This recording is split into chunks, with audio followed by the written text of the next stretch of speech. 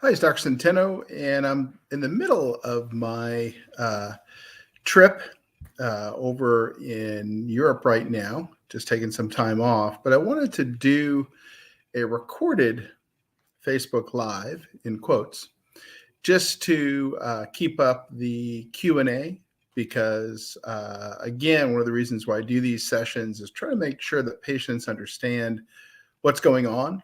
And I think because I haven't been doing them for 3 weeks, there's a lot of questions that have built up. So I'd like to try to get those answered. We're also going to talk today about just a little bit about what we found out when we looked at hEDS or hypermobile EDS versus normal patients, i.e. patients with an abnormal Beighton score versus outcomes from the PICL procedure. And that's been a hot topic for a long time because we've had questions about whether or not someone will do as well if they're hypermobile and have EDS versus not. There's been some thought that maybe those patients didn't do as well.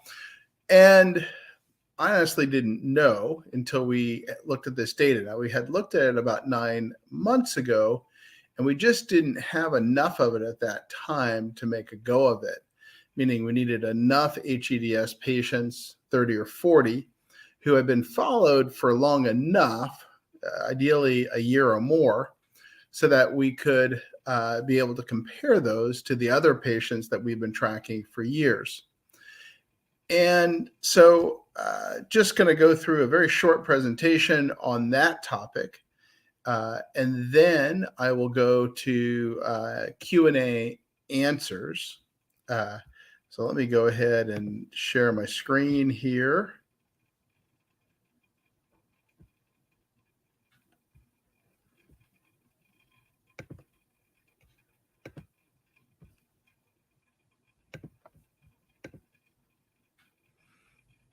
Okay, it looks like that's working. And I'm just going to go ahead and share a very short presentation I put together.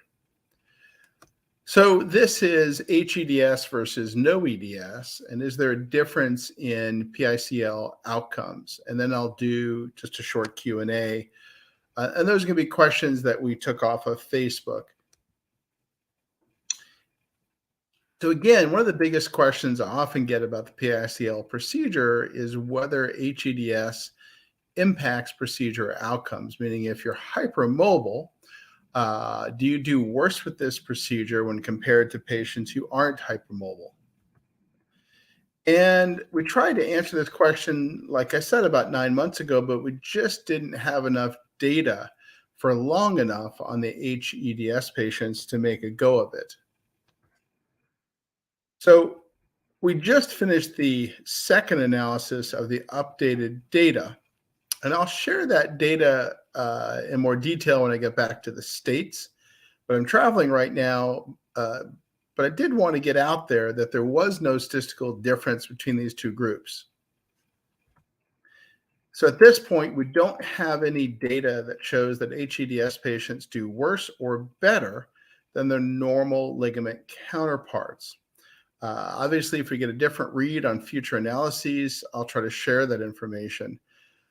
And again, it's critical to let us look at lots of patients versus finding someone on social media that either did well with the procedure or didn't do well with the procedure. And therefore, I see patients sort of dig into these entrenched positions. Well, if you've got hEDS, this won't work. Without really looking at a data point of more than a single or two patients. So this included about 40 hEDS patients and many, many more, about 190 or so patients without hEDS. So again, no difference between these two groups. Don't rely on one or two people on social media telling you stuff, simply because obviously we've got to have more people in the analysis than one or two to see whether or not there's any difference here. So now I'll go to some questions that we have gathered off of Facebook, and I'll try to go ahead and stop sharing my screen here.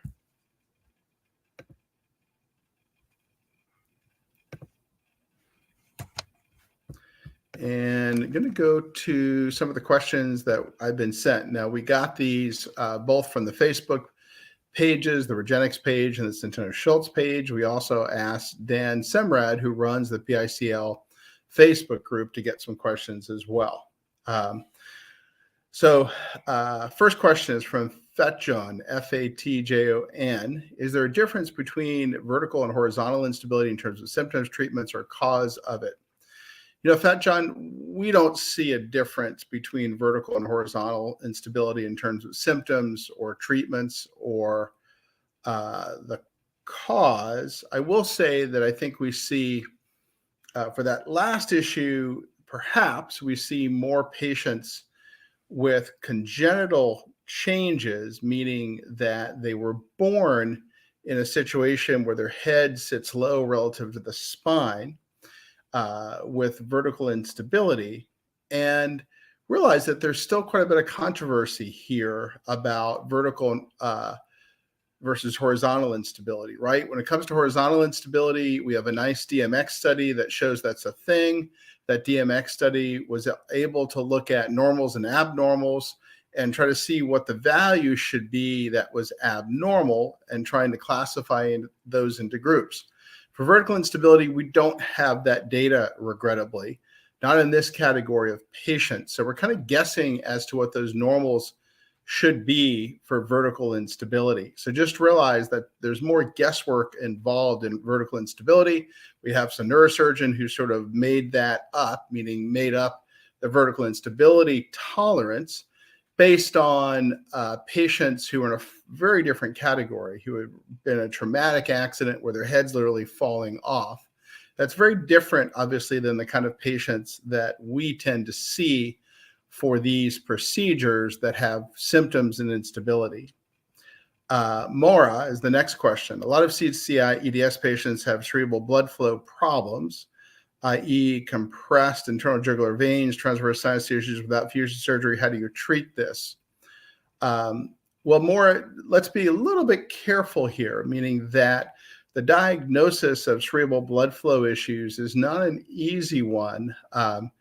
And I see a lot of patients sort of dig their heels in on this idea that they have internal jugular vein compression, but you really need to look at my regenexx blog on that topic, because about 1 in 4, all the way up to about 1 in 3 patients who have no symptoms at all of internal jugular vein compression, as an incidental finding, when they're looking at other things, will have internal jugular vein compression.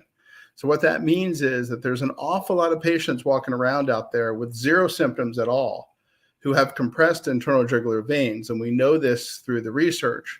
So we need to be a little careful that when we see a patient who's got symptoms and some compression of the internal jugular vein, we don't know that those two things are linked at all until we decompress the internal jugular vein and the symptoms go away. And that's a surgical procedure, regrettably. So having answered that, the goal of trying to reduce compression on the internal jugular vein for fusion is simply to get rid of the instability.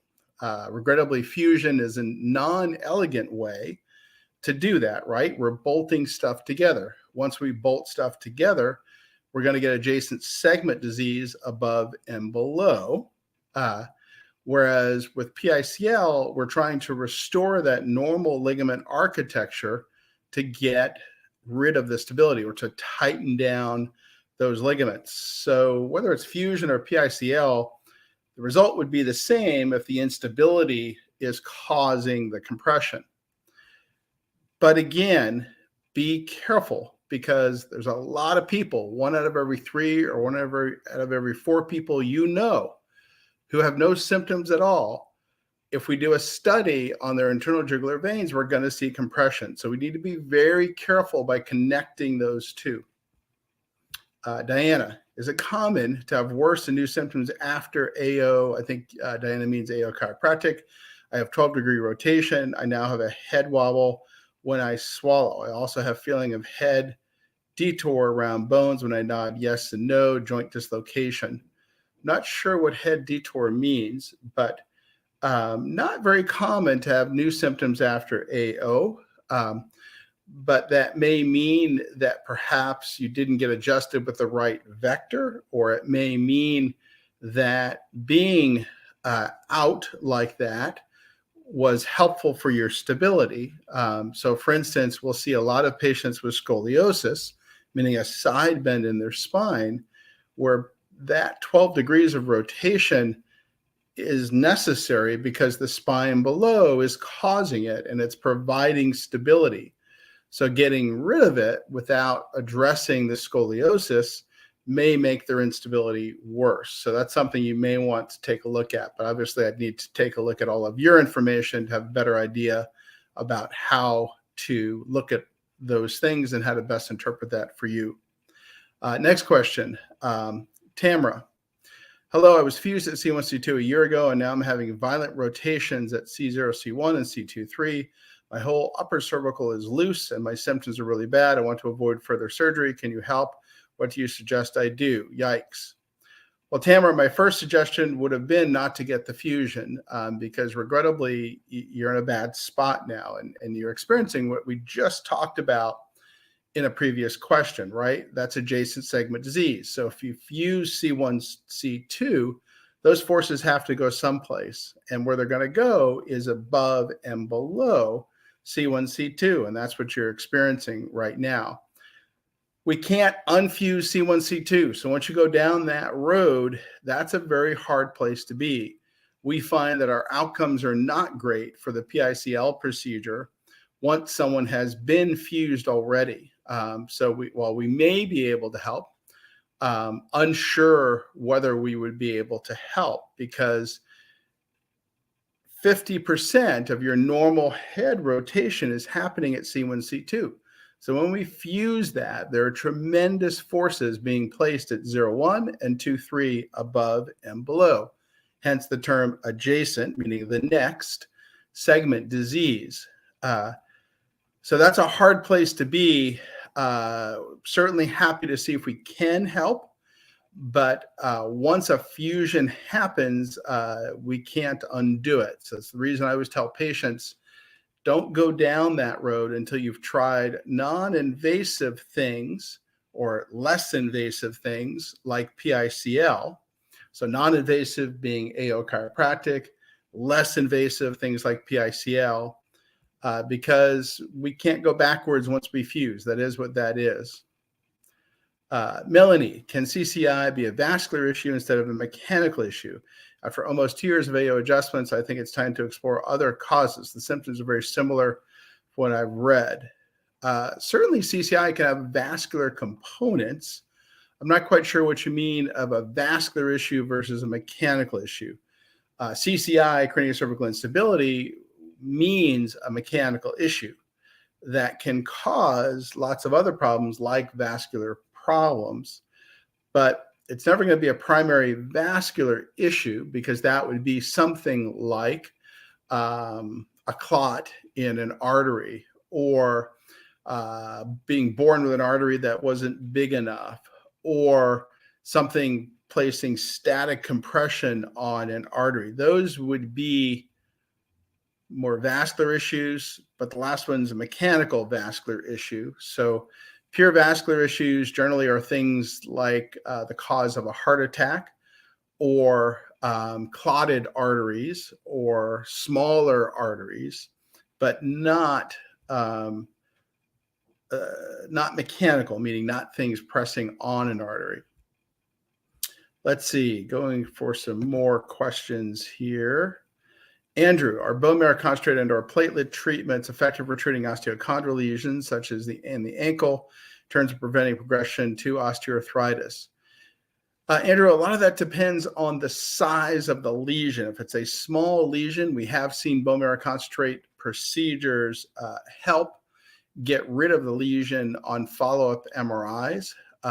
Culture expanded mesenchymal stem cells, the kind that we would offer at our licensed Grand Cayman site, that kind of care is more likely to heal that sort of osteochondral defect if it's larger. What I mean by larger is more than a few millimeters big or across.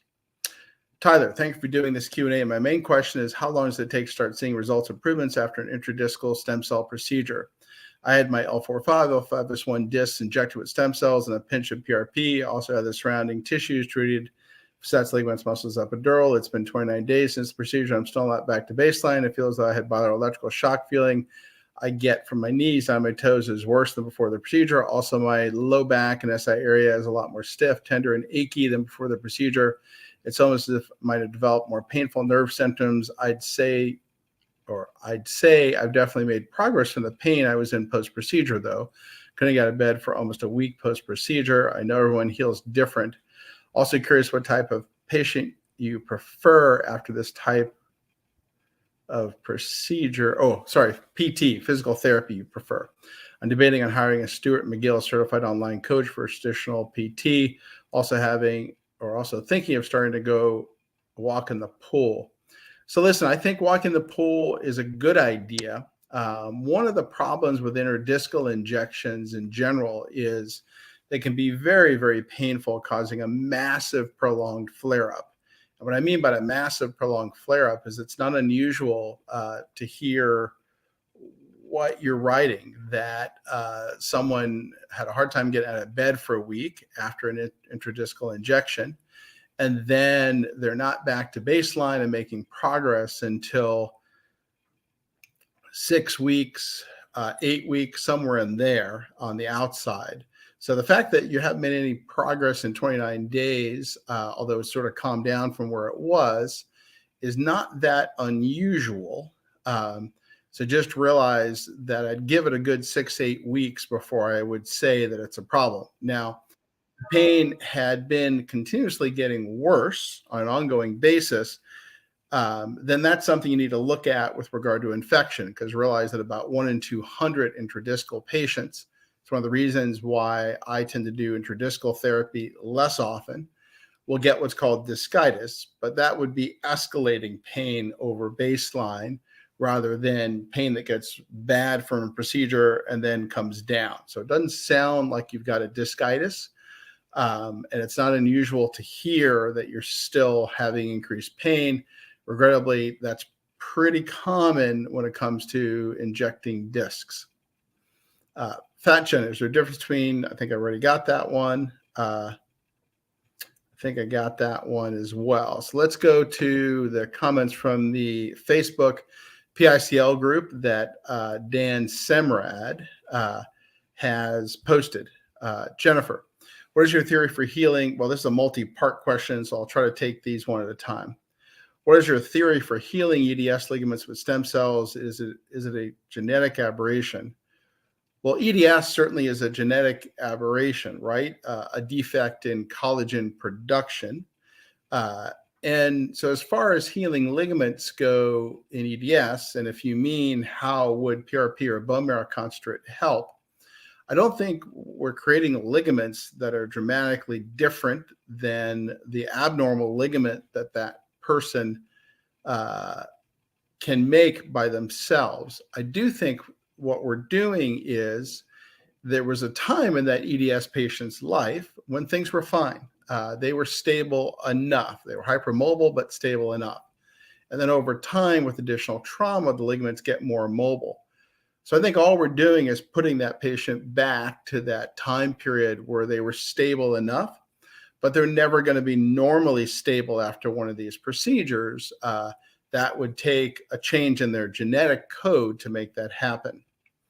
Number 2, as an EDS patient, this is still Jennifer, I found that I gained improvement from the procedure, but a mini whiplash, which might not affect a collagen normal individual, can send me stages back in my healing. Any advice for EDS patients in terms of consolidating the benefits from treatment? Are there any vitamins or peptides, particularly EDS, that should be used in order to ensure the gains are permanent? You know, Jennifer, we don't see any vitamins or peptides that will make a dramatic difference in EDS patients. And I think what I would say as far as EDS patients being more sensitive to trauma, that's probably always going to be the case, but realize that we also see in EDS patients a lot of weakness in the muscles that are supposed to stabilize and protect these segments. So at the end of the day, I think what I'd recommend is getting these treatments to tighten the ligaments, but then carefully working on strengthening, because realize that half of stability is muscle and half of stability is ligament.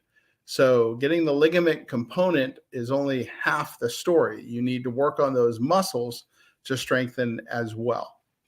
Number 3, from Jennifer, have you had any observations about the musculature in EDS patients versus non-EDS patients in terms of neuromuscular control of the neck, or the swelling that occurs with the procedure can be more detrimental to an EDS patient versus a collagen normal patient? Most EDS patients have MCAS, which can get triggered from the procedure.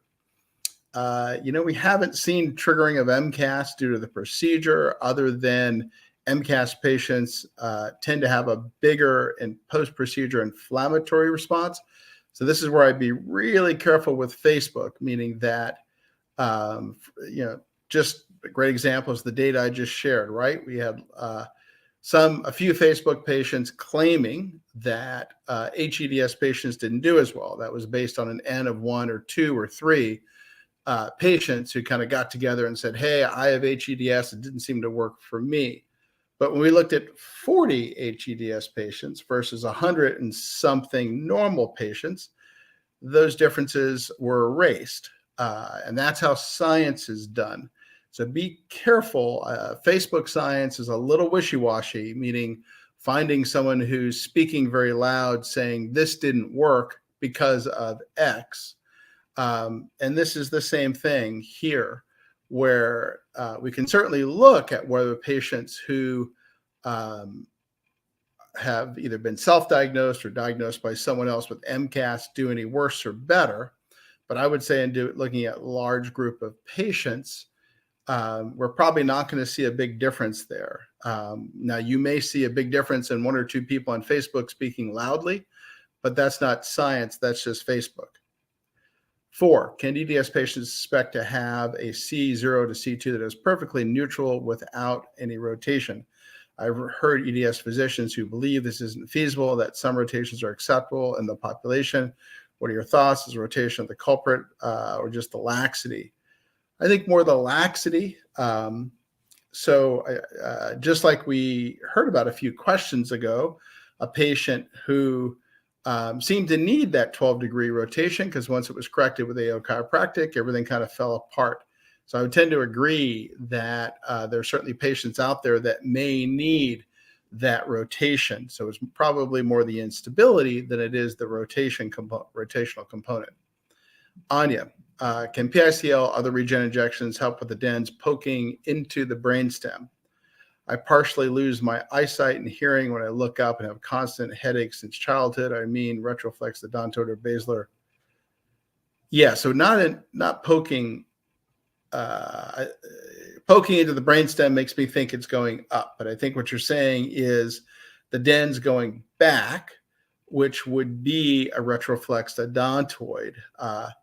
So yes, the goal would be to tighten down the transverse ligament to reduce the instability in that direction, or the extra motion in that direction, hence reducing the basilar invagination or extra pressure at that spot with looking down, which is generally when that happens. Although some patients, it actually happens on the other side, looking up. So we see it both ways.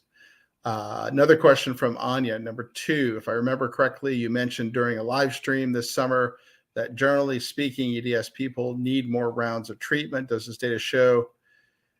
We didn't really see that. Now, that's still my overall impression, that they may need more rounds of treatment. But that's more when I compare them to what I would call classical CCI. And that is a normal patient who gets in a car crash, who, 6 months later, things fall apart. And those we can usually treat in 1 or 2 treatments. But many of the EDS patients we're seeing also are longer, meaning they've had this issue for much, much longer than some of those patients. So we didn't see a big difference there in the number of treatments, but that could be who I'm comparing. And then Anya, number 3, have you had patients who had instability and pain in all the regions of their spine, cervical, thoracic, lumbar, and significant pain, mostly housebound, who got much better with regen injections. Anya, we have, but again, what I always say is the deeper the hole, the harder it is to fill. So obviously, if you are housebound, then it's going to be much harder to get you back to being normal. We can still make improvements, however. So I always relay a story of a chiropractor from Canada who I treated, who needed to lay down 23 hours a day. And by the time we finished treatment, he only needed to lay down about 1 hour a day in 4 15-minute increments. He was not normal, but obviously he became functional, because if you need to lay down 4 times a day for 15 minutes, that'll work. But obviously, if you need to lay down 23 hours a day, that's not functional. And then Jeanette, is it essential to have upper cervical chiro adjustments before or following treatment? Jeanette, that is very helpful in my experience, but only if a patient has a good relationship with a provider. So we want that to happen before the procedure and not after the procedure. So find a good AO or NUCA chiropractor, see if that works for you before the procedure and stick with it, versus trying to start that relationship after the procedure. Okay, those are the questions I have right now. And hey, thanks for taking the time to watch this. Again, I'm still on the road. I will be for the next 3 weeks. Then I'll be back in the office. So I just wanted to get out there and answer some questions, also give this information about the PICL procedure and hEDS versus EDS. I'll get the data from my research team and present that more formally when I get back. But in the meantime, I wanted to get some questions answered to make sure that people aren't confused, because again, we see a lot of confusion in all of this, a lot of messages going back and forth. So always good for me to try to get these questions answered. So thank you so much. I appreciate your time today. And hopefully I can do one more of these before I get back, but we'll see how things go.